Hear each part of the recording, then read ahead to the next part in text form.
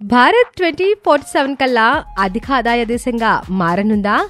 భారత్ అధిక ఆదాయం కలిగిన దేశంగా అవతరించనుందని, జీడీపీ 23 నుండి 35 లాక్స్ కోట్ల డాలర్లకు చేరుకోనుందని బెయిన్ అండ్ కో, నాస్కామ్ సంయుక్తంగా 28 ఫిబ్రవరిన ఒక నివేదిక విడుదల చేసింది. అంటే ఇంకో 22 సంవత్సరాల్లో రూపాయల లెక్కల్లో భారతదేశం 3000 కోట్ల ఆదాయం గడించబోతుందని అంచనా.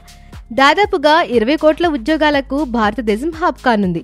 అంతేకాదు, మ్యానుఫ్యాక్చరింగ్ రంగంలో కూడా భారత్ దూసుకెళ్లనుందని బోగట్టా. ఇక ఏఐ, డిజైనింగ్, సాఫ్ట్వేర్ డెవలప్మెంట్, ఇతర ఇన్నోవేషన్స్ లో భారతదేశం చాలా ముందంజ వేయనుందని నివేదిక సారాంశం. Exports, electricity production, fuel production, automobile industry, ఇలా ఎన్నో విషయాల్లో భారత్ దూసుకుపోబోతుందట. 2047 అంటే స్వాతంత్ర్యం వచ్చిన 100 ఏడు. భారతదేశానికి సువర్ణాక్షరాలతో లిఖించదగ్గ సంవత్సరంగా మారబోతుంది.